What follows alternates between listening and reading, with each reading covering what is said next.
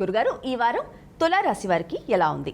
తులారాశి వారికి 3 గ్రహాలు సహకరిస్తున్నాయి తల్లి. భాగ్యంలో శుక్రయోగము, షష్ఠంలో చంద్ర రాహుయోగాలు. మీరు చేసే ప్రయత్నం ద్వారా సంపదలు పెరుగుతాయి. మీ యోగ్యతను అనుసరించి శుక్రగ్రహం ఆర్థికాభివృద్ధిని ప్రసాదిస్తుంది. అందుకు అవసరమైన జ్ఞానాన్ని, ప్రయత్నాన్ని సాధన ద్వారా సాధించండి. నిరంతరమైన కృషి అభివృద్ధిని ప్రసాదిస్తుంది. మనోబలం విజయాన్ని ఇస్తుంది. లక్ష్య సాధనలో మీ కృషిని బట్టి కార్యసిద్ధి ఉంటుంది.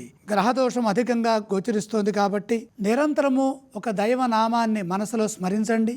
దైవ ధ్యానంతో మీ బాధ్యతలని నిర్వర్తించండి. ఉద్యోగంలో ప్రగతిని సాధించాలంటే ఏకాగ్రతతో పనిచేయాలి. అప్పుడే మీరు అనుకున్నది మీకు సిద్ధిస్తుంది. ఏకాగ్రత లోపిస్తే అవరోధాలు పెరుగుతాయి. ఏకాగ్రతతో పనిచేయడం ద్వారాగా అవరోధాలు తొలగిపోతాయి. ఉద్యోగంలో ఒత్తిడి గోచరిస్తోంది. ఏమాత్రం చెడు ఊహించవద్దు. సద్భావన దృక్పథంతో, ఆత్మవిశ్వాసంతో ముందుకు సాగండి. అధికారుల అండ లభిస్తుంది. వ్యాపారంలో ఇబ్బందులు ఉన్నాయి కాబట్టి ఓర్పుతో వ్యవహరించి సహనంతో పనిచేస్తే లాభాలు వస్తాయి. సౌమ్య సంభాషణతో వివాదాలు తొలగుతాయి. ఎవరితోనూ అతిగా సంభాషించొద్దు. మనశ్శాంతి పెరగడం కోసమై కుటుంబ సభ్యులతో ఎక్కువగా మాట్లాడండి.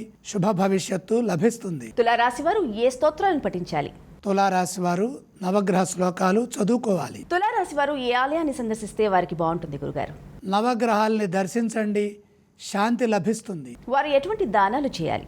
నవధాన్యం నవగ్రహ పాదాల దగ్గర ఉంచి నమస్కరించండి.